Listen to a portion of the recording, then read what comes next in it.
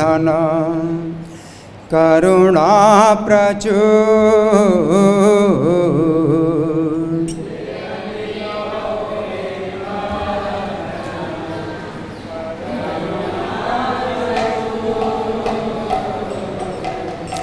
हे ना प्रभु को था गिला बलदेव ठाकुर।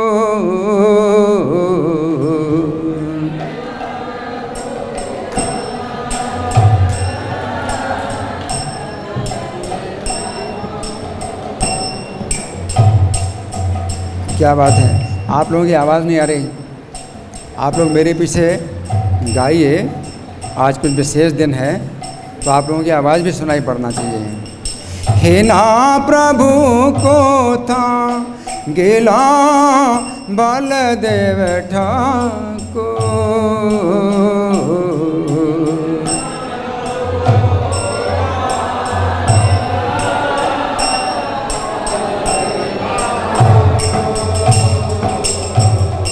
कहाँ मोरा स्वरूप रूप कहाँ सनातन।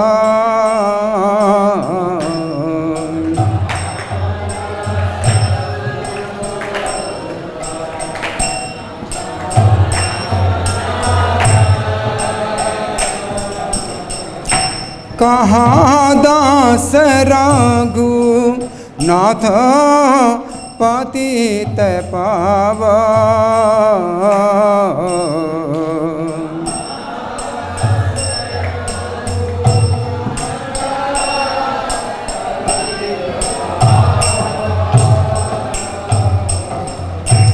कहाँ मोरा भट्ट जुग कहाँ कबीरा।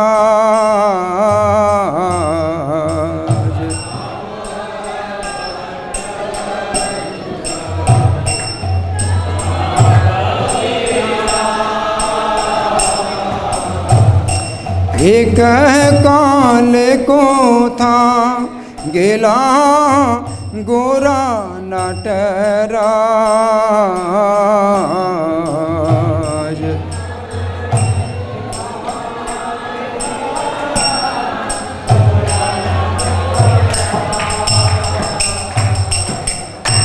पाषाण को टीबो माथा अनाले पसेबो।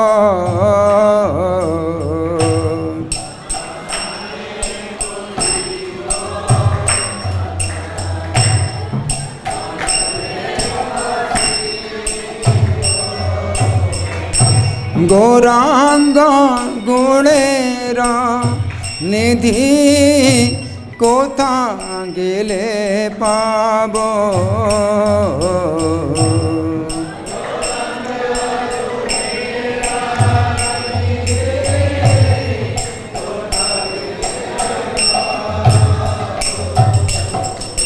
से सब संगीरा संगे जे कैलो बिलास।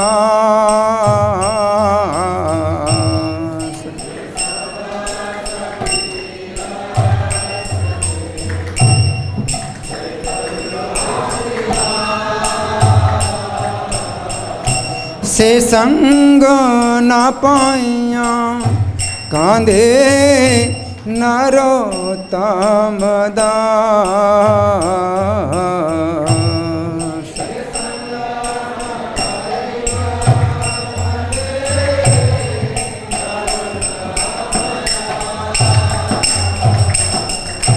जय वैष्णव ठाकुर वैष्णव ठाकुर वैष्णव ठाकुर वैष्णव ठाकुर।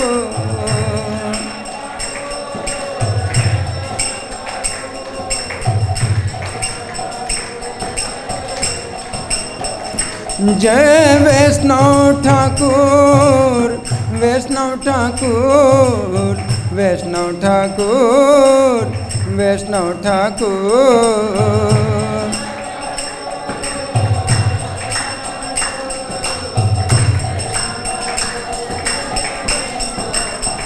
नित्य गौर हरि बोल, हरि बोल, हरि बोल, हरि बोल।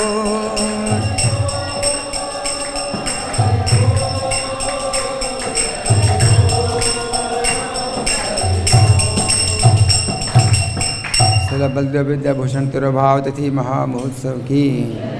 तो ये तिरुभाव भजन है जिसके शब्द इस प्रकार हैं। जे अनिलो प्रेम धन करुणा प्रचुर। जो प्रेम धन लेके आए थे, कहाँ से लेके आए थे? गोलोक धाम से लेके लाया, गोलोक धाम से लेके आए थे। क्यों लेके आए थे? करुणा प्रचुर, प्रचुर करुणा के कारण। हे ना प्रभु को था गेला बलदेव विद्याभूषण ठाकुर। तो बलदेव विद्याभूषण ठाकुर कहाँ चले गए? कहाँ मोरा स्वरूप रूप, कहाँ मेरे स्वरूप दामोदर गोस्वामी, कहाँ रूप गोस्वामी हैं? कहाँ सनातन गोस्वामी हैं? कहाँ दास रघुनाथ पतित पावन, और कहाँ पतितों को पवित्र करने वाले रघुनाथ दास गोस्वामी हैं?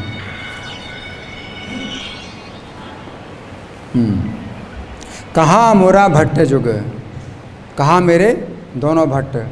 भट्ट जुग कौन कौन? गोपाल भट्ट गोस्वामी और रघुनाथ भट्ट गोस्वामी कहाँ हैं? कहाँ कविराज, कविराज कृष्णदास कविराज कहाँ हैं? एका काले को था गेला गोरा नटराज, और एक काले यानी अनायास कहाँ चले गए? गोरा नटराज, जो गोरे नर्तकों के राजा कौन?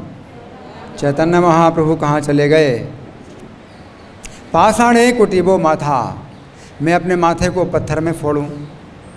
अनले पसीबो, या अग्नि में प्रवेश करूं।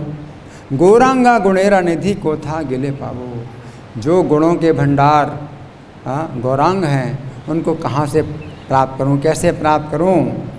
शेष सबे संगीरा संगे जे कई लो विलास। तो जितने संगी थे उन्होंने भगवान के संग विलास किया। से संग ना पाइया कांदे नरोत्तम दास, उनका संग ना पा करके नरोत्तम दास रो रहे हैं। तो हम बलदेव विद्याभूषण के बारे में सुनेंगे। बलदेव विद्याभूषण का आज तिरुभाव दिवस है हमारे वैष्णव कैलेंडर में, और उनका हमारे वैष्णव कैलेंडर में आविर्भाव दिवस नहीं आता, आविर्भाव अज्ञात है। तो साल में केवल एक ही दिन होता है कि हम इनको याद करें, है ना। तो इसलिए हम इनके विषय में कुछ सुनेंगे, तो आप लोग बड़े ध्यान से सुने। इनका आविर्भाव अज्ञात है और जन्म स्थान भी अज्ञात है। तो इन्होंने थोड़ी आयु में ही व्याकरण और काव्य, अलंकार, न्याय शास्त्र में विशेष योग्यता प्राप्त कर ली थी बचपन में ही, और फिर निकल पड़े थे तीर्थ यात्रा के लिए, तीर्थ भ्रमण के लिए निकल पड़े। इसी अवधि में मध्वाचार्य के मठ में रहे और तत्ववाद का जो है उन्होंने अध्ययन किया। और इस प्रकार से भारत के विभिन्न स्थानों में इन्होंने तत्ववाद का प्रचार किया। भ्रमण करते हुए फिर ये जब आए तो जगन्नाथपुरी में जब आए तो यहाँ इनके जीवन को एक विशेष मोड़ मिला। इनके जीवन को कुछ विशेष जो है इनके जीवन में कुछ विशेष घटना हुई। क्या हुआ कि राधा दामोदर नाम के एक भक्त थे, तो उनसे इनका मिलन हुआ। राधा दामोदर जो है गौड़ीय भक्त थे, तो इनसे इनका मिलन हुआ। और ये राधा दामोदर रसिकानंद के शिष्य के शिष्य थे। रसिकानंद हमारे गौड़ी परंपरा के बहुत बड़े वैष्णव आचार्य हैं। रसिकानंद उनके शिष्य के शिष्य राधा दामोदर, पंडित राधा दामोदर से इनका मिलन हुआ, इनकी भेंट हुई। और उस समय जो है इनको बलदेव विद्याभूषण को गौर सुंदर की कृपा का जो है पता चला, भगवान चैतन्य की कृपा का पता चला। और गौड़ी वैष्णव सिद्धांत के बारे में इनको जानकारी मिली। तो फिर इन्होंने फिर जो है कई दिनों तक उनके साथ में विचार विमर्श किया और तत्ववाद सिद्धांत से भी ऊपर जो अचिंत्य भेदा भेद का सिद्धांत है उसको फिर उन्होंने ग्रहण किया। तो पहले मध्वाचार्य संप्रदाय में थे, फिर ये गौड़ीय संप्रदाय में आ गए।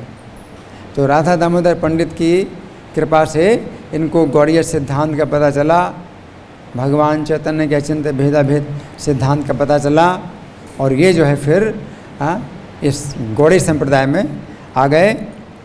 और फिर इन्होंने हरे कृष्ण मंत्र ग्रहण किया और जीव गोस्वामी के 6 संदर्भों का अध्ययन करना आरंभ कर दिया।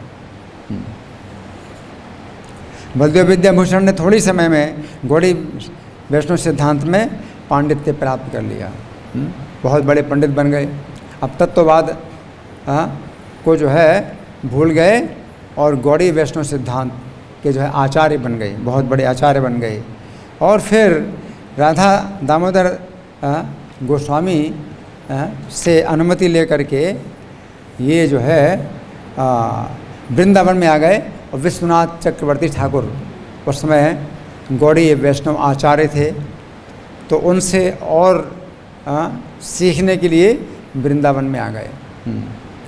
उस समय विश्वनाथ चक्रवर्ती बहुत प्रसन्न हुए कि बलदेव बहुत विनम्र हैं और इनके अंदर बहुत वैराग्य है और स्वाध्यायशीलता है, ग्रंथों का अध्ययन करने में विशेष रुचि है। तो बहुत प्रसन्न हुए और बलदेव को अपने निकट रखा, अचिंत्य भेदा भेद सिद्धांत के संबंध में विशेष रूप से शिक्षाएं प्रदान की।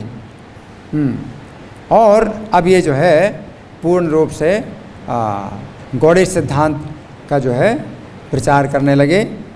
इसी बीच में जयपुर के राज दरबार में रामानंदी संप्रदाय के कुछ वैष्णवों ने गौड़ीय संप्रदाय के संबंध में कुछ तर्क उठा दिए। तो जयपुर के जो महाराजा थे वो तो गौड़ीय वैष्णव थे, लेकिन गौड़ीय संप्रदाय के विरोध में जो रामानंदी संप्रदाय के जो वैष्णव हैं उन्होंने कुछ तर्क उठाए। तो राजा तो इतने विद्वान थे नहीं कि उनके तर्कों का विरोध कर पाते। तो राजा ने क्या किया कि राजा ने वृंदावन में सूचना पहुंचाई कि गौड़ीय संप्रदाय के जो आचार्य हैं वो यहाँ पर आकर के शास्त्रार्थ करें, क्योंकि ये लोग गौड़ीय संप्रदाय को चुनौती दे रहे हैं। तो रामानंद संप्रदाय के जो वैष्णव हैं उन्होंने एक चुनौती ये दी कि गौड़ीय संप्रदाय को एक प्रामाणिक नहीं माना जाएगा, क्योंकि इनका अपना कोई ब्रह्म सूत्र का भाष्य नहीं है ना। तो जयपुर के राजा चूँकि गौड़ीय संप्रदाय के ही शिष्य थे, तत्काल वृंदावन में विश्वनाथ चक्रवर्ती के पास समाचार भेज दिया कि आप जल्दी आइए और गौड़ीय वैष्णव संप्रदाय की इज्जत को बचाइए। राजा खुद चाहते थे गौड़ीय संप्रदाय की इज्जत बचाने के लिए। तो उस समय क्या हुआ, विश्वनाथ चक्रवर्ती बहुत वृद्ध हो चुके थे और वृंदावन से जयपुर का जो रास्ता है उसमें बहुत दुर्गम था। उस समय गाड़ियाँ नहीं चलती थी, कारें नहीं होती थी, है ना, बसें नहीं होती थी और पक्के रास्ते भी नहीं थे। अभी तो सब पक्के रास्ते, सड़कें बन गई, तो बड़ा मुश्किल था। अब अगर जाएं तो कैसे जाएंगे, बैलगाड़ी से जाएंगे, तो बहुत कष्टदायक यात्रा होगी। और विश्वनाथ चक्रवर्ती हो गए थे काफ़ी बूढ़े, तो वृंदावन से जयपुर अब वो कैसे जाएं। तो उन्होंने अपने शिष्य बलदेव विद्याभूषण को वहाँ भेज दिया। तो बलदेव विद्याभूषण जो है पूरी तरह से पारंगत थे, शास्त्रों में पूरी तरह से निपुण थे। तो उन्होंने जो है विशाल जो है अब तर्क युद्ध, शास्त्रार्थ जो है शुरू कर दिया। तो बलदेव विद्याभूषण का जो है शास्त्र ज्ञान इतना था कि काफ़ी मतलब लंबा उनके साथ में शास्त्रार्थ होता रहा और बलदेव विद्याभूषण के सामने वो टिक नहीं पाए। और बलदेव विद्याभूषण ने जब उन्होंने फिर ये बात रखी कि आपका जो गौड़ी संप्रदाय है तो इसका क्या प्रमाण है, अगर आपके पास में वेदांत सूत्र का भाष्य नहीं है। तो बलदेवभूषण ने बताया कि गौड़ी संप्रदाय के प्रवर्तक श्री चैतन्य महाप्रभु ने श्रीमद् भागवत को ही वेदांत सूत्र का प्राकृतिक भाष्य बतलाया। चैतन्य महाप्रभु ने कहा कि श्रीमद् भागवत जो है नेचुरल कमेंट्री ऑफ वेदांत सूत्रा। तो व्यास जी ने ही वेदांत सूत्र लिखे, व्यास जी ने श्रीमद् भागवत लिखी, तो व्यास जी ने वेदांत सूत्र की जो है व्याख्या श्रीमद् भागवत में लिखी है। तो इसलिए हमारे गौड़ी संप्रदाय में वेदांत सूत्र का अलग से कोई भाष्य नहीं मिलता है। लेकिन उस पर जो है उन्होंने आपत्ति उठाई कि हम तभी स्वीकार करेंगे जब वेदांत सूत्र का भाष्य आपके गौड़ी संप्रदाय में होगा। तो उस समय बलदेव विद्याभूषण ने वचन दिया कि हम शीघ्र ही भाष्य तैयार करेंगे। अब भाष्य लिखना कितने साल लगेंगे, है ना, लेकिन अब कैसे हो सकता है। तो बलदेव विद्याभूषण ने बोल तो दिया उनको, लेकिन फिर गोविंद जी वहाँ तो गोविंद जी थे राजा के महल में, तो गोविंद जी के पास आए और उनसे जो है अब प्रार्थना की कि अब आपके हाथ में हमारी इज्जत है, गौड़ी संप्रदाय की इज्जत आपके हाथ में है। तो गोविंद जी ने इनको रात में सपना दिया, बलदेव विद्याभूषण को सपना दिया और कहा कि तुम भाष्य की रचना करो और मैं तुमसे लिखवाऊंगा। हरि बोल। गोविंद जी ने कहा और ऐसा भाष्य लिखवाऊंगा तुमसे कि कोई अस्वीकार नहीं कर सकता, किसी की हिम्मत नहीं होगी कि इसको मना करे, है ना। तो फिर जो है शक्ति उनको गोविंद जी ने शक्ति प्रदान की और गोविंद जी की चरण कमलों का ध्यान करके भाष्य लिखना शुरू किया और कुछ ही दिनों में पूरा कर लिया। और उस भाष्य को नाम दिया गोविंद भाष्य, गोविंद भाष्य, है ना। गोविंद जी ने लिखवाया, गोविंद भाष्य नाम दिया। और इस भाष्य को लेकर के अब सभा में आए, जयपुर के राजा की जो सभा थी उसमें आए और रामानंदी पंडितों को दिखाया। उस भाष्य को देख करके सब चुप्पी लगा गए। अब सबका मुंह बंद हो गया, जो रामानंदी वैष्णव थे सबका मुंह बंद हो गया। और गौड़ी संप्रदाय की विजय हुई और राजा ने जो है बहुत प्रसन्नतापूर्वक जो है बलदेव जी को विद्याभूषण की उपाधि प्रदान की। अरे वो तो ये जो सभा थी ये 1706 सन 1706 में हुई थी और ये गलता नामक स्थान पर हुई थी। तो रामानंदी संप्रदाय के पंडितों ने बलदेव विद्याभूषण के सामने अपनी पराजय स्वीकार की और शिष्यत्व ग्रहण करने की इच्छा की, हमें आप शिष्य बनाइए अपना। बलदेव विद्याभूषण से कहा कि हमें आप अपना शिष्य बनाइए। तो बलदेव विद्याभूषण में बहुत विनम्रता थी, तो उन्होंने फिर इस अनुरोध को स्वीकार नहीं किया, क्योंकि 4 संप्रदाय हैं तो श्री संप्रदाय भी जो है सर्वसम्मत है। तो उन्होंने कहा कि मर्यादा की मैं हानि नहीं करना चाहता हूँ, तो इसलिए आप लोगों को मैं जो है शिष्य नहीं बनाऊँगा। तो बलदेव विद्याभूषण जो है फिर जयपुर से विजय पत्र लेकर के आए। कहाँ पर आए? वृंदावन में। और विश्वनाथ चक्रवर्ती ठाकुर के सामने उन्होंने विजय पत्र अर्पित किया और पूरा समाचार सुनाया। इस समाचार से जितने भी वृंदावन के वैष्णव थे बहुत आनंदित हुए और विश्वनाथ चक्रवर्ती ने बलदेव को बहुत आशीर्वाद दिए। और बलदेव जी ने फिर 6 संदर्भ का भी भाष्य लिखा। तो 6 संदर्भ जो है जीव गोस्वामी का लिखा हुआ है, उसके भी भाष्य उन्होंने लिखे। तो बलदेव विद्याभूषण के जो लिखे हुए ग्रंथ हैं तो बहुत से उन्होंने ग्रंथ लिखे हैं। तो कम से कम नाम सुन लीजिए उनके ग्रंथों के नाम। एक तो गोविंद भाष्य जिसकी चर्चा की है, फिर श्री सिद्धांत रत्न दूसरा ग्रंथ, तीसरा ग्रंथ है साहित्य कौमुदी, चौथा वेदांत स्यमंतक, 5वां प्रमेय रत्नावली, 6ठा सिद्धांत दर्पण, 7वां काव्य कौस्तुभ, 8वां व्याकरण कौमुदी, 9वां पद कौस्तुभ, 10वां ईसादी उपनिषद भाष्य, कितना 10 हो गए ना। 11वां गीता भूषण भाष्य, 12वां श्री विष्णु सहस्त्र नाम भाष्य, 13वां संक्षिप्त भागवतामृत टिप्पणी, 14वां सारंग रंगदा, 15वां तत्व संदर्भ टीका, 16वां स्तवमाला विभूषण भाष्य, 17वां नाटक चंद्रिका टीका, 18वां चंद्रालोक टीका, 19वां साहित्य कौमुदी और 20वां टीका कृष्णानंदिनी। अच्छा ये इकट्ठा है तो कितना हो गया? 20वां साहित्य कौमुदी टीका कृष्णानंदिनी। फिर 21वां श्रीमद् भागवत टीका जो पूरी नहीं हुई है। तो इस प्रकार से जो है इनके बहुत से ग्रंथ हैं। तो आज उनका तिरुभाव दिवस है, तो हम प्रार्थना करें कि आज के दिवस पर हमें इनकी ऐसी कृपा प्राप्त हो कि हमारी भी जो मनोवृत्ति है वो श्री कृष्ण के चरण कमलों में ऐसी स्थिर हो कि श्री कृष्ण भी हमारी रक्षा करें, जैसे कि इनकी रक्षा की गोविंद जी ने और इनसे भाष्य लिखवाया है ना। और इन्होंने गौड़ी संप्रदाय की इज्जत बढ़ाई, तो हम लोग भी गौड़ी संप्रदाय की इज्जत बढ़ाएं अपने चरित्र से। तो ऐसी जो है हमें प्रार्थना करनी चाहिए। श्री बलदेव विद्याभूषण तिरुभाव तिथि महामहोत्सव की। अब दूसरा त्यौहार है श्रीमती गंगा माता गोस्वामिनी का आविर्भाव। तो इनका भी साल में एक ही दिन आता है, क्योंकि इनके तिरुभाव की सूचना नहीं है। हमारे वैष्णव कैलेंडर में इनके तिरुभाव की सूचना नहीं है, तो साल में एक ही दिन आता है इनको याद करने का। तो इनके बारे में हम सुनेंगे। बहुत ही विशेष इनका जो है चरित्र है।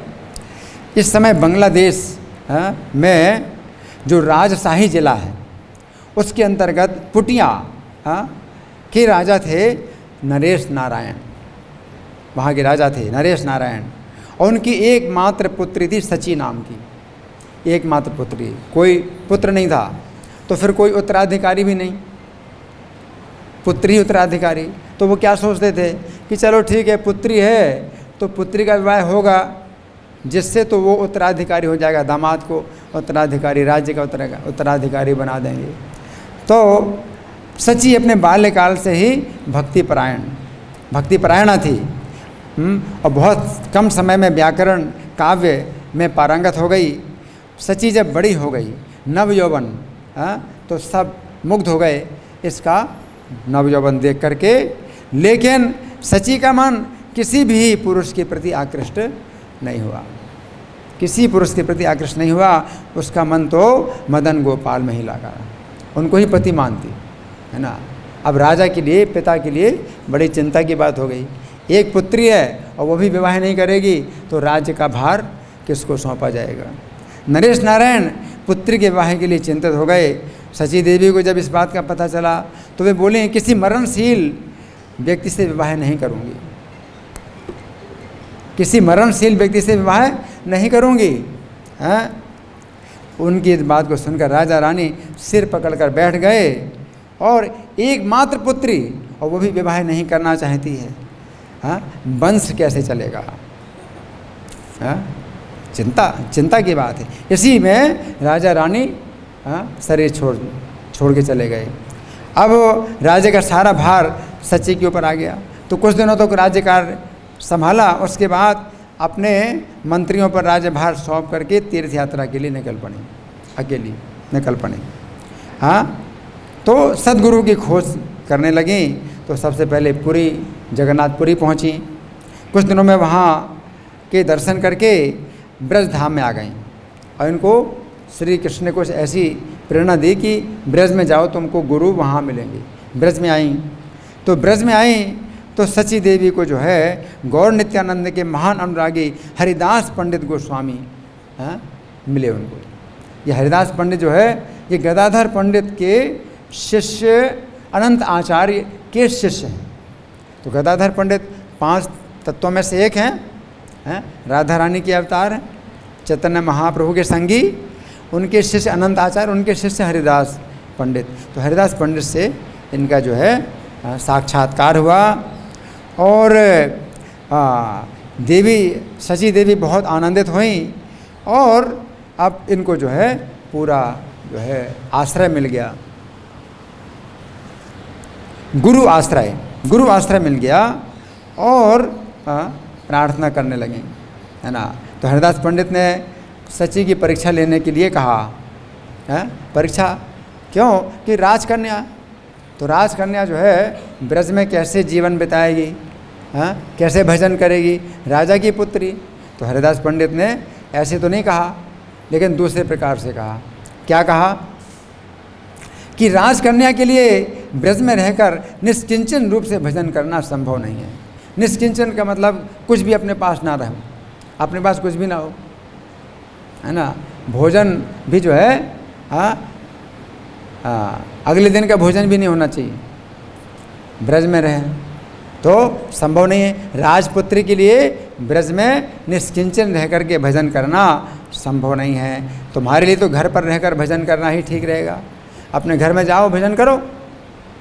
तो हरिदास पंडित ने कहा, शची देवी ने समझ लिया कि इनके कहने का उद्देश्य क्या है, तो उन्होंने जो है क्या किया, तीव्र वैराग्य के साथ सेवा करने लगी और श्रेष्ठ वस्त्रों को, आभूषणों को भी त्याग दिया, पूरी तरह से त्याग दिया।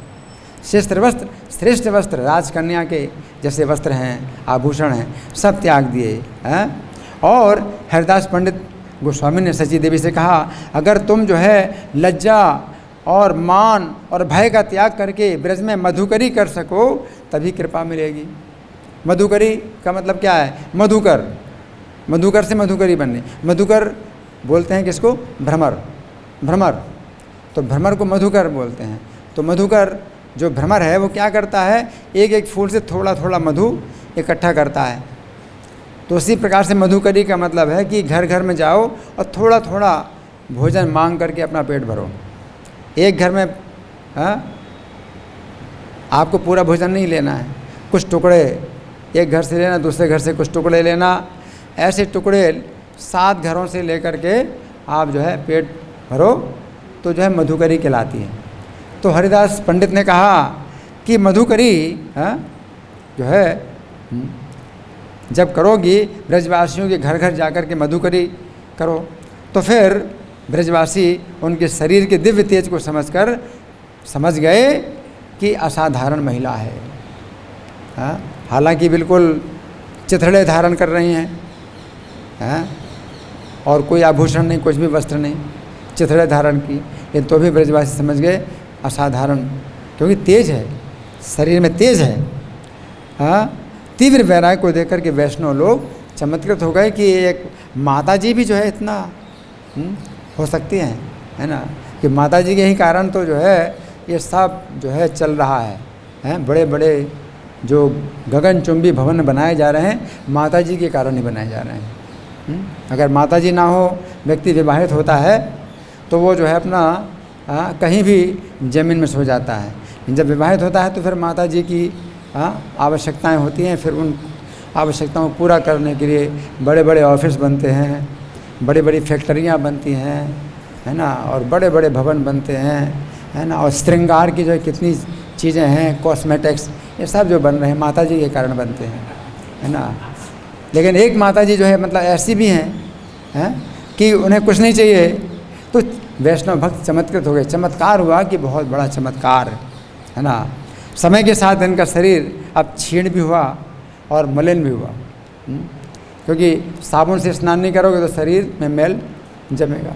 तो स्नान करते पानी में स्नान करती, है ना, साबुन का भी इस्तेमाल नहीं करती, तो शरीर कैसा हो गया, मैला हो गया, शरीर दुर्बल हो गया।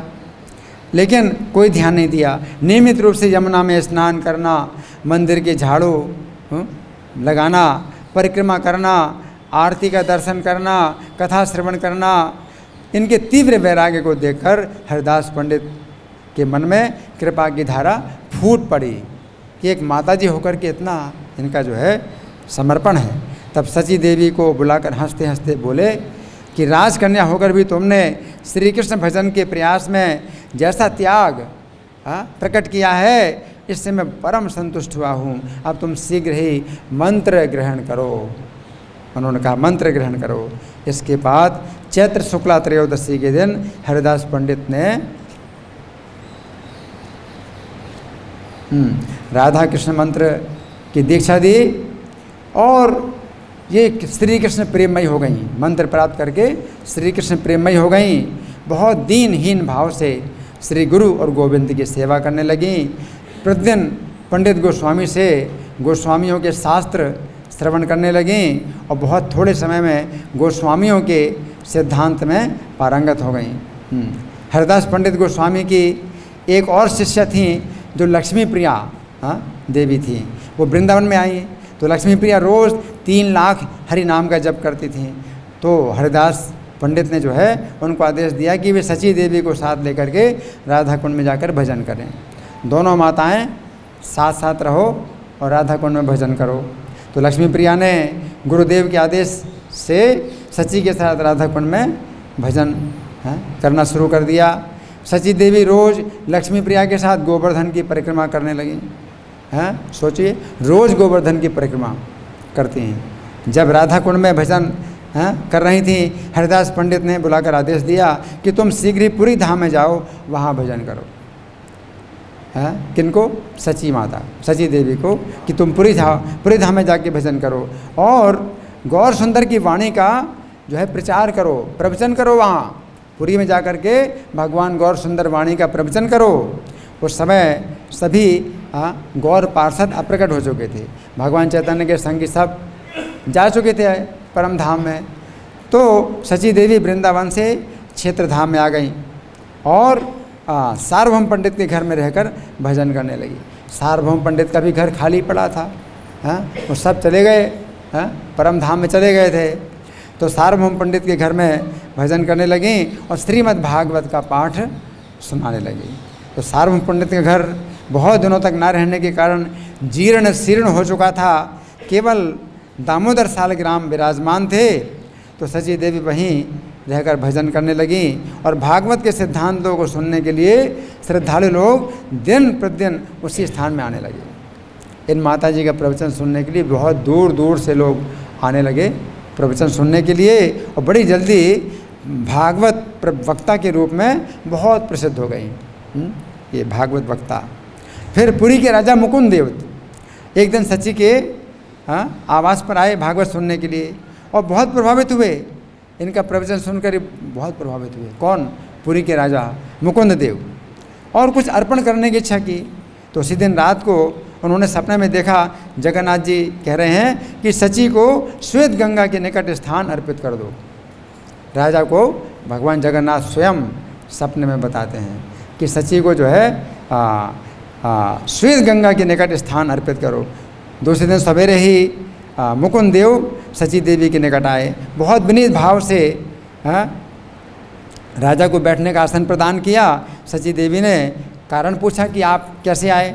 तो मुकुंद देव ने जब जगन्नाथ जी का आदेश बताया कि उनका आदेश है जगन्नाथ जी का कि मैं आपको श्वेत गंगा के निकट स्थान प्रदान करूं, तो सची देवी ने असम्मति प्रकट की। लेकिन राजा बहुत अनुरोध करते हैं तो फिर जगन्नाथ का आदेश मान करके उन्होंने जो है स्वीकार कर लिया। राजा मुकुंद देव ने सची देवी के नाम पर श्वेत गंगा के निकट की भू संपत्ति का दान पत्र प्रस्तुत कर दिया और पूरी धाम में पहले से ये प्रचार हो गया था कि सची देवी स्वयं एक राजा की कन्या है। एक बार महावारुणी स्नान का योग आया तो सची देवी ने गंगा स्नान करने के लिए जाना चाहा, लेकिन हरिदास पंडित जो उनके गुरु थे उनका आदेश क्या था कि जगन्नाथपुरी में ही रहो। तो जगन्नाथपुरी में तो गंगा जी है नहीं, तो इनकी इच्छा थी गंगा स्नान करने की। तो जगन्नाथ जी ने वो इच्छा इनकी जो है नोट कर ली, सपना दिया। जगन्नाथ जी ने सपना दिया कि तुम कोई चिंता ना करो, जिस दिन वारुणी स्नान होगा उस दिन श्वेत गंगा में तुम स्नान करना, गंगा देवी तुम्हारी संग की इच्छा करेंगी। गंगा जी तुम्हारे संग की इच्छा करेंगी। तुम गंगा में स्नान करना चाहती हो, गंगा जी चाहती हैं कि तुम उनमें स्नान करो। तो गंगा जी स्वयं जो है प्रकट होंगी और श्वेत गंगा में प्रकट हो जाएंगी। सपने को देख करके सची देवी बड़ी प्रसन्न हुई। वारुणी स्नान का योग आया और श्वेत गंगा में उतरी तो गंगा देवी इनको बहा करके ले जाने लगी। बहते बहते जगन्नाथ मंदिर के भीतरी भाग में पहुंच गई। अब रात में मंदिर तो बंद, ताला बंद, और गंगा जी इनको ले गई कहाँ? जगन्नाथ मंदिर के अंदर। अब ये जो है बड़े आनंदपूर्वक स्नान कर रही हैं गंगा में, और इतना कोलाहल सुनकर मंदिर के द्वार रक्षकों की नींद टूट गई। रक्षक लोग तो मतलब वैसे उनको जागना चाहिए, लेकिन फिर भी सो जाते हैं। रक्षक जो है सो जाते हैं। तो नींद टूट गई, तो समझ में आया कि भीतर से इतनी आवाज़ आ रही है, तो शीघ्रतापूर्वक सूचना कार्याध्यक्ष को दी, और फिर कार्याध्यक्ष ने राजा को समाचार दिया। तो राजा ने मंदिर खोल करके जो है देखने का आदेश दिया। तो राजा की आज्ञा से मंदिर खोला गया। अब रात में तो मंदिर खुलता नहीं, राजा की आज्ञा से मंदिर खोला गया। तो सची देवी जो है अकेली खड़ी थी, और वो तो भागवत पाठिका थी। अरे ये तो भागवत प्रवक्ता माता जी हैं, ये अंदर हैं। तो जगन्नाथ के सेवक पंडा लोग सोचने लगे जगन्नाथ देव के अलंकार हरण करने के लिए सबकी नज़र बचाकर भीतर प्रविष्ट हुई होंगी। बहुतों ने कहा ये नहीं हो सकता, कोई और रहस्य होगा। इसके बाद सची देवी को विचार अधीन करके बंदीशाला में रखा गया कि विचार किया जाएगा, भी आपको बंदी बनाया जा रहा है। तो सची माता को बंदी बनाया। सची देवी इस घटना से बिल्कुल घबराई नहीं, और आनंदपूर्वक कृष्ण का नाम ले रहे हैं। उन्हें सबको जो है भगवान की लीला ही दिखाई पड़ रही है। राजा मुकुंद देव ने रात्रि के अंतिम प्रहर में स्वप्न देखा, जगन्नाथ जी बहुत गुस्सा हो रहे हैं। जगन्नाथ जी बहुत गुस्सा हो रहे हैं, और बोले सची को बंदीशाला से तुरंत मुक्त करो, और उनके स्नान के लिए मैंने अपने चरणों से गंगा को निकाल करके उनको मंदिर में बुलाया है। जगन्नाथ जी कहते हैं भगवान के चरणों से गंगा निकली और मंदिर के से बाहर निकल आई। दरवाजे बंद है तो भी गंगा जी तो बाहर निकल आई, और श्वेत गंगा में जा कर के और सची देवी को ले कर के और अंदर चली गई, है ना। तो जगन्नाथ जी कहते हैं यदि अपना कल्याण चाहते हो तो पुजारी और पंडाओं को साथ लेकर सची के चरणों में क्षमा प्रार्थना करो, और नहीं तो क्या होगा, अनिष्ट हो जाएगा। जगन्नाथ जी धमकी दे रहे हैं, बहुत अनिष्ट हो जाएगा, तुमने बहुत अपराध कर दिया है ना। और उनसे मंत्र ग्रहण करो। राजा मुकुंद देव को भी आदेश दिया और सब पंडाओं को कि उनसे मंत्र ग्रहण करो। ये स्वप्न देखकर राजा बहुत भयभीत हो गए, और शीघ्र ही प्रातः स्नान करके पुजारी पंडाओं को साथ लेकर पहुँचे सची देवी को जहाँ बंदी बनाकर रखा गया था। सभी ने जो है उनको मुक्त करवाया, चरणों में दंडवत होकर के गिर गए। राजा ने अनुनय विनय के साथ क्षमा प्रार्थना की, और जगन्नाथ देव के आदेश को बताकर मंत्र देने की प्रार्थना की कि जगन्नाथ जी का आदेश है कि हमें आप मंत्र प्रदान कीजिए। जगन्नाथ देव की लीला को देखकर सची देवी प्रेम पूर्वक रोने लगी। भगवान की इतनी कृपा तो भक्त कैसे सहन करेगा, तो रोएगा। तो भगवान जो है जगन्नाथ इतनी कृपा करते हैं कि देखो गंगा जी को प्रकट कर दिया, और फिर अपने मंदिर में बुला लिया, और फिर बंदी होने के बाद राजा को भी जो है धमकी दे दी है। राजा भी डर करके चरणों में गिरे, तो प्रेम पूर्वक रोने लगी, और राजा को भाग्यवान कहकर उनके सिर पर हाथ देकर आशीर्वाद देने लगी, तुम भाग्यवान हो। सची देवी कहती है राजा से तुम भाग्यवान हो कि तुमको जगन्नाथ जी ने आदेश दिया, है ना, तो ये तो तुम्हारा सौभाग्य है। और सिर पर आशीर्वाद देने लगी, और फिर जगन्नाथ देव का आदेश स्वीकार करके शुभ दिन में मुकुंद देव को राधा कृष्ण मंत्र से दीक्षित किया। तो माता गुरु, ये भी दीक्षा गुरु है। राजा के साथ साथ अनेक पुजारियों ने भी सची देवी के चरणों का आश्रय लिया। उसी दिन से सची देव का नाम हुआ गंगा माता गोस्वामिनी। इनका नाम था सची देवी, सची देवी नाम था, गंगा माता गोस्वामिनी है। कि गंगा जी स्वयं इनकी जो है मतलब सखी बन गई, सहचरी बन गई। गंगा जी अपने साथ जो है ले गई जगन्नाथ जी के मंदिर में, भगवान के चरणों में ले गई हैं कि मैं भगवान के चरणों से निकली हूँ, तुम भी आओ मेरे साथ में, चलो भगवान के चरणों में। गंगा जी की जो है सहेली हैं गंगा माता गोस्वामिनी। फिर महाराज मुकुंद देव ने गुरु दक्षिणा के रूप में गंगा माता को भू संपत्ति देने की इच्छा की, कोई ज़मीन ले लो। माता सम्मत नहीं हुई, और कहा, तुम्हारी श्री कृष्ण के चरणों में भक्ति बनी रहे, मैं केवल इतना ही चाहती हूँ। मैं और किसी दक्षिणा को लेने की अधिकारिणी नहीं हूँ। अपने को स्त्री मान करके कि मैं तो दान दक्षिणा लेने की अधिकारिणी नहीं हूँ, विनम्रता है। इस प्रकार से उन्होंने कहा। राजा बार बार उनके चरणों में प्रार्थना करने लगे। फिर गंगा माता ने वैष्णवों की सेवा के लिए 2 भांड महाप्रसाद, 1 भांड सब्जी, 1 प्रसादी वस्त्र और 2 पण कड़िया यानी 160 पैसा रोज़ मध्याह्न के पूजा के बाद मठ में भेजने की अनुमति दी कि मठ में इतना रोज़ भेज दिया करो, इतना सामान भेज दिया करो। तो आज भी वो महाप्रसाद नियमित रूप से गंगा माता के मठ में भेजा जाता है। हाँ, वो तो शरीर छोड़ चुकी हैं, लेकिन वो मठ में अभी भी वो सामान जो है इतना दोपहर के बाद भेजा जाता है ना। तो इस प्रकार से हमने कुछ सुना गंगा माता गोस्वामिनी के बारे में। अब हमारे पास में ज़्यादा समय नहीं है, लेकिन गंगा पूजा का भी आज दिवस है, तो हम इनके विषय में सुनेंगे। तो आज का जो दिन है ये बहुत ही पवित्र है गंगा जी के संबंध में, क्योंकि आज के दिन गंगा जी इस पृथ्वी पर आई। तो गंगा जी जो है पहले स्वर्ग में थी और पृथ्वी में नहीं आना चाहती थी, क्योंकि पृथ्वी में आएंगी तो पापी लोग अपने पाप धोएंगे, हैं, तो क्यों आना चाहेंगी, तो वो नहीं आना चाहती थी, हैं। लेकिन कुछ ऐसी दुर्घटना हुई, राजा सगर के जो 60,000 पुत्र थे, हैं, तो कपिल भगवान का अपराध करने से वो भस्म हो गए, तो उनको नरक की प्राप्ति हुई, हैं, क्योंकि महाभागवत का अपराध किया था। तो उससे जो है फिर राजा सगर के एक दूसरे पुत्र थे असमंजस, उनके पुत्र हुए अंशुमान, उनके पुत्र हुए दिलीप, उनके पुत्र हुए भगीरथ। तो भगीरथ ने फिर जो है बहुत प्रयत्न किया गंगा जी को लाने के लिए, तो उसको कहते हैं भगीरथ प्रयत्न। अगर आप बहुत प्रयत्न करके किसी कार्य में सफल होते हैं तो क्या कहा जाता है, आपने भगीरथ प्रयत्न किया। तो भगीरथ ने जो है इतना प्रयत्न किया गंगा जी को लाने के लिए, तो गंगा जी जो है आई थीं। तो गंगा जी जब आती हैं पृथ्वी पर तो ये भागवत के 5वें स्कंद में वर्णन आता है। सुखदेव गोस्वामी कहते हैं, हे राजन, सभी यज्ञों के भोक्ता भगवान विष्णु महाराज बलि की यज्ञशाला में वामन देव का रूप धारण करके प्रकट हुए थे। तब उन्होंने अपने बाएं चरण को ब्रह्मांड के छोर तक फैला दिया और अपने पैर के अंगूठे से उसके आवरण में एक छिद्र बना दिया। दायां पैर उनका नीचे था ज़मीन में और बायां पैर उन्होंने स्वर्ग में रखा। तो स्वर्ग में एड़ी रखी, तो जो एड़ी के ऊपर जो पंजा है वो कितना ऊपर पहुंच गया, स्वर्ग के ऊपर महरलोक, उसके ऊपर जनलोक, उसके ऊपर सत्यलोक और उसके ऊपर ब्रह्मांड का आवरण। तो ब्रह्मांड के आवरण को छेद दिया, उनके पंजे के अंगूठे के नाखून से, तो वो छेद हो गया।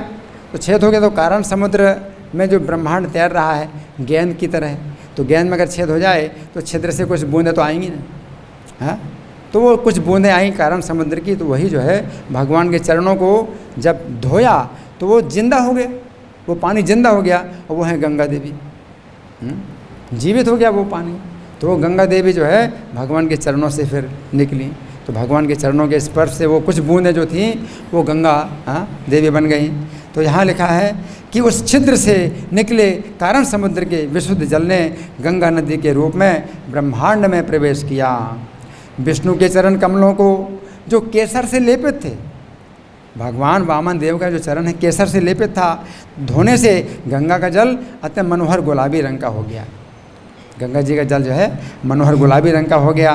गंगा के दिव्य जल के स्पर्श से क्षण भर में प्राणियों के मन के भौतिक विकार शुद्ध हो जाते हैं, किंतु इसका जल सदैव शुद्ध रहता है। चूँकि इस ब्रह्मांड में प्रविष्ट होने के पहले गंगा प्रत्यक्ष रूप से विष्णु जी के चरण कमलों का स्पर्श करती हैं, इसलिए ये विष्णुपदी कहलाती हैं।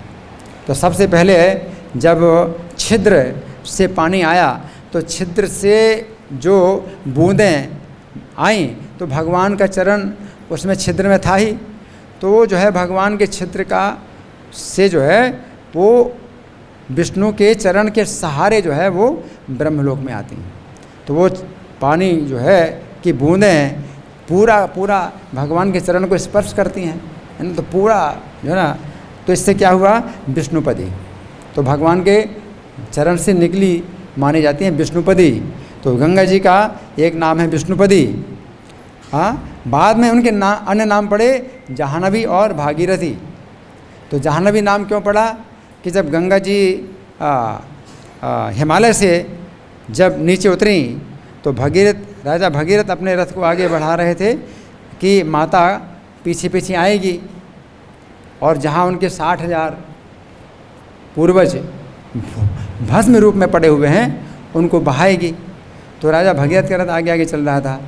तो जिस समय नवद्वीप से गुजर रहे थे राजा भगीरथ, तो वहाँ जाह्नू मुनि तपस्या कर रहे थे और गंगा जी ने उनका आश्रम बहा दिया। तो जाह्नू मुनि ने गुस्से में क्या किया, पी लिया गंगा जी को, कि देखती नहीं कि ये रास्ता है या रास्ता नहीं है, मेरा आश्रम बहा दिया, तो पी लिया। तो भगीरथ ने फिर जो है पीछे मुड़ के देखा तो माता जी तो नहीं आ रही हैं, क्या हुआ। तो जाह्नू मुनि बैठे हुए हैं, तो उनको फिर प्रसन्न किया। तो ये सब बाधाएं हैं ना, भगीरथ के मार्ग में कितनी बाधाएं आई गंगा जी को लाने की। तो उनको प्रसन्न किया, तो उन्होंने फिर कान के छिद्र से निकाला गंगा जी को। तो इस प्रकार से जाह्नू की पुत्री मानी गई। जाह्नू के शरीर से निकली, कान से उत्पन्न हुई हैं, तो जाह्नू की पुत्री तो जाह्नवी कहलाई। फिर भागीरथी कहलाई कि भगीरथ के प्रयत्न से ये भारतवर्ष में आई हैं, तो भागीरथी इनका नाम पड़ा। तो विष्णुपदी, जाह्नवी, भागीरथी, इस प्रकार से इनके नाम पड़े। तो ब्रह्मलोक, तो जब वो आती हैं गंगा जी, तो 1000 युगों के बाद गंगा जी का जल ध्रुवलोक में उतरा। ध्रुवलोक सबसे ऊपर है, तो सबसे पहले ध्रुवलोक में आई गंगा जी। 1000 युगों के बाद ध्रुवलोक में आई। ध्रुवलोक जो इस ब्रह्मांड का सर्वोपरि लोक है, इसलिए सभी संत विद्वान ध्रुवलोक को विष्णुपद कहते हैं। विष्णुपद, तो विष्णुपदी के कारण ये ध्रुवलोक का नाम भी विष्णुपद हो गया, तो विष्णुपदी आई।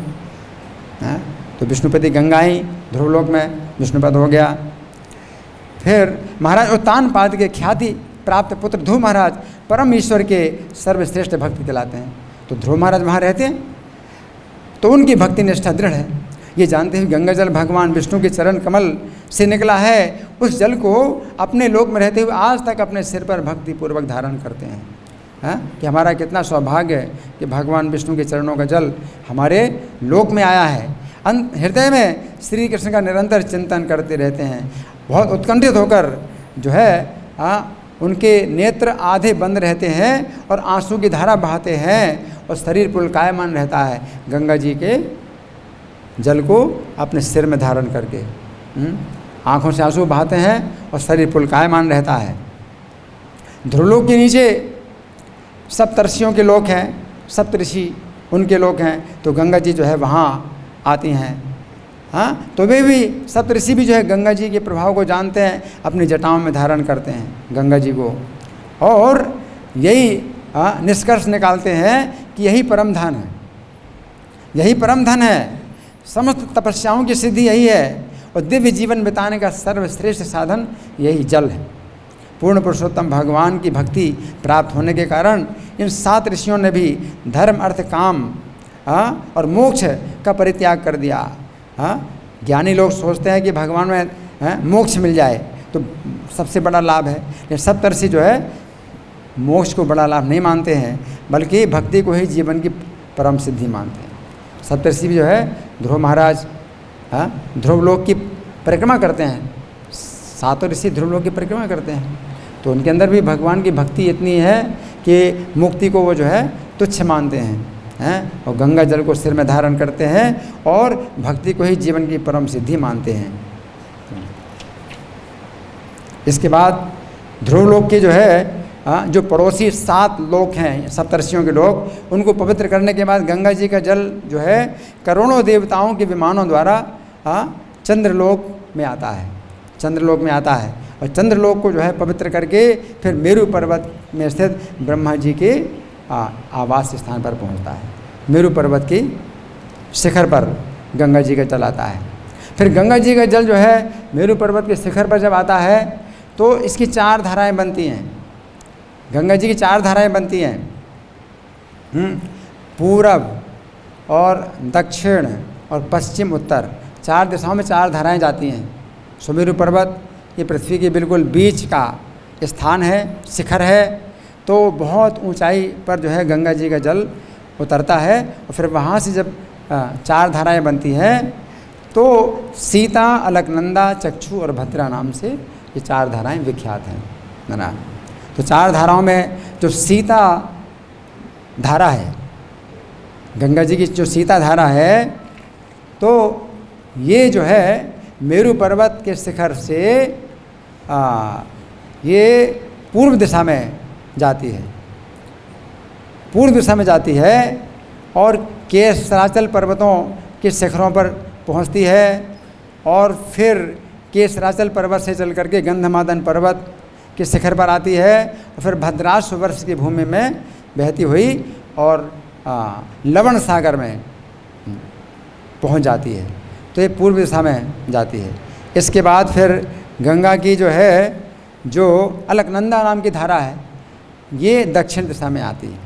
दक्षिण दिशा में आती है तो दक्षिण दिशा में ये जो है हेमकूट और हिमकूट पर्वतों के शिखरों पर गिरती है और फिर भारतवर्ष के भूभाग में आती है और अपने जल से आपूर्ति करती हुई फिर दक्षिण दिशा के लवण सागर में मिल जाती है। जो व्यक्ति इस नदी में स्नान करने आते हैं वो भाग्यशाली हैं। उन्हें पग पग पर राजसूय और अश्वमेध जैसे महान यज्ञों को करने का फल प्राप्त होता है। यानी गंगा जी में स्नान करने के लिए कोई व्यक्ति अगर चलता भी है तो एक एक कदम पर राजसूय यज्ञ का फल, अश्वमेध यज्ञ का फल प्राप्त होता है। तो गंगा जी की अलकनंदा जो धारा है जो कि दक्षिण दिशा, सुमेरु के दक्षिण दिशा से जो है आती है, तो कैलाश पर्वत पर शिव जी की जटाओं को पवित्र करती है ना। तो वे सामान्यतः लोग सोचते हैं कि शिव जी ने सीधे गंगा जी की धारा को अपनी जटाओं पर लिया जो स्वर्ग से गिरी। लेकिन स्वर्ग से जब गिरती हैं गंगा जी तो शिव जी की जटाओं पर नहीं गिरती हैं, स्वर्ग से गिरती हैं तो सुमेरु पर्वत पर गिरती हैं और सुमेरु पर्वत के शिखर से कैलाश पर्वत में आती हैं और उस वहाँ से शिव जी अपनी जटाओं में धारण करते हैं गंगा जी को और कैलाश से फिर हिमालय पर्वत में आती हैं, हिमालय से फिर वो आगे बहती हैं। तो ये दक्षिण दिशा की धारा है जो अलकनंदा है। सीता, अलकनंदा और चक्षु जो पश्चिम दिशा में जाती है।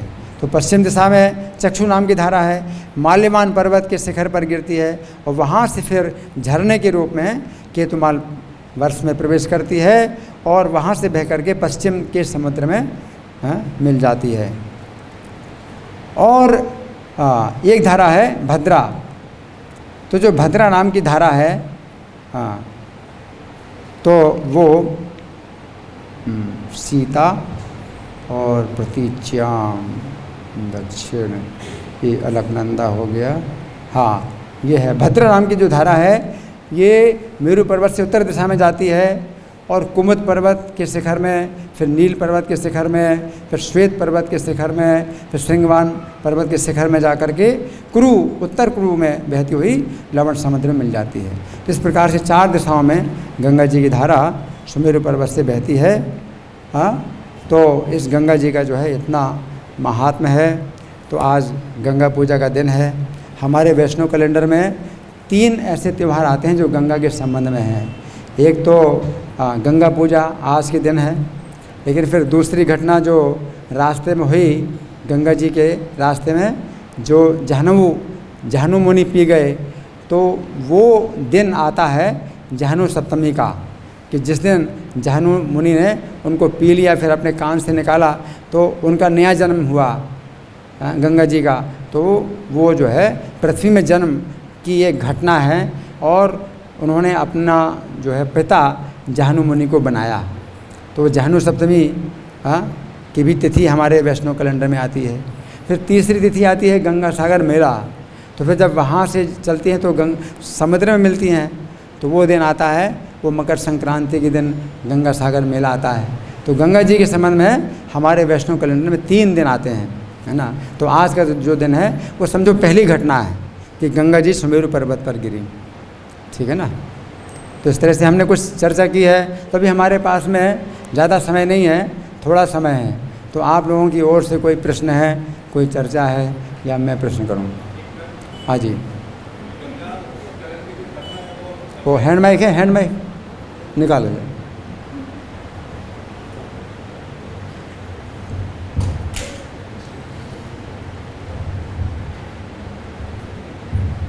हरे कृष्ण प्रभु, धन्यवाद, बहुत अच्छी क्लास आपने। मेरा प्रश्न है कि अक्षय तृतीया आई थी, तो उसमें भी हमने सुना कि गंगा अवतरण अक्षय तृतीया को हुआ। अक्षय तृतीया को गंगा जी का जन्म हुआ। आज भी गंगा दशहरा में ये तो फिर अक्षय तृतीया को सत्युग प्रारंभ हुआ, सत्युग का प्रारंभ हुआ अक्षय तृतीया को। लेकिन जो गंगा पूजा है वो जो है आज के दिन गंगा जी उतरी पृथ्वी पर। उस समय में ये क्या एक बहुत अच्छा बताया कहा जाता है गंगा जी का अवतरण की गंगा जी गंगा जी का अवतरण भी अक्षय तृतीया के दिवस में हुआ था। गंगा जी का अवतरण जो है अवतरण। अक्षय तृतीया को मनाया जाता है। अवतरण, हाँ। अवतरण, हाँ, तो गंगा पूजा के दिन ही समझना चाहिए। ठीक, और कोई? और कोई? हाँ, मत बोलिए। जैसे ब्रज में मानसी गंगा में जो प्रकट है, तो वो भी हम उससे कुछ ट्रीट कर सकते हैं कि आज के दिन जैसे मानसी गंगा में स्नान कर रहे हैं, पूजा कर रहे हैं। मानसी गंगा जो है जो ब्रज में है, जो मानसी गंगा हैं, तो इनके संबंध में ब्रजमंडल महात्म्य में ये बात आती है कि नंद महाराज जो है एक बार तैयारी करते हैं गंगा में स्नान करने की, तो ब्रजमंडल से बाहर जाना पड़ेगा। तो श्री कृष्ण नहीं चाहते हैं कि नंद महाराज ब्रजमंडल से बाहर जाएं, क्योंकि ब्रजमंडल में का जो महात्म्य है वो सबसे ज़्यादा ब्रजमंडल का महात्म्य है। तो श्री कृष्ण जो है कहते हैं कि आप किस लिए जा रहे हैं? तो नंद महाराज कहते हैं हम गंगा में स्नान करने के लिए जाएंगे। तो बोले कि गंगा जी तो यहीं पर हैं। तो फिर गंगा जी को उन्होंने प्रकट किया और नंद महाराज जितने भी गोप थे उन सबको विश्वास दिलाने के लिए गंगा जी को साक्षात दर्शन कराया मकर वाहिनी के रूप में। मगरमच्छ के वाहन के ऊपर बैठी हुई गंगा जी, तो साक्षात गंगा जी ने दर्शन दिया। तो मानसी गंगा भगवान कृष्ण ने अपने मन से प्रकट की गंगा जी को, तो ऐसा बताया गया है। ठीक है, हाँ जी। गंगा जी ने माइक दे दो।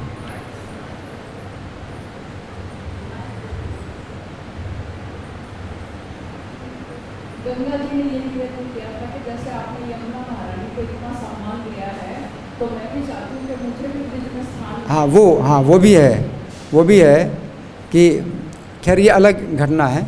तो गंगा जी तो मतलब आ गई, लेकिन चैतन्य का जो अवतार हुआ था, तो चैतन्य के अवतार में जो है गंगा जी की बहुत प्रार्थना थी कि जैसे कृष्ण अवतार में आपने यमुना जी को बहुत कृपा की, आप गंगा जी में यमुना जी में विहार करते रहे, तो अब मेरे ऊपर भी कृपा करो। तो वहाँ जो है जैसे ब्रज लीला में श्री कृष्ण यमुना में विहार करते थे, तो यहाँ जो है गंगा में विहार करते थे। चैतन्य महाप्रभु गंगा में विहार करते थे। लेकिन हाँ, चैतन्य महाप्रभु ने वो लीलाएं नहीं की जो ब्रज में माधुर्य लीलाएं थीं, वो लीलाएं नहीं की।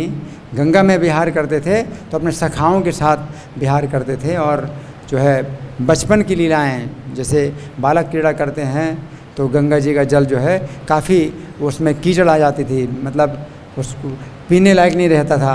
जब वो विहार करते थे, खेला करते थे, तो फिर लोग जो है गंगा जी का पानी पीने के लिए जो भरने आते थे उनको फिर जो है रोकना पड़ता था क्योंकि ये खेल करके उस पानी को जो है गंदा कर देते थे। इस प्रकार से इन्होंने गंगा जी के ऊपर भी कृपा की। ठीक है, और कोई? तो हाँ जी, पीछे हाथ।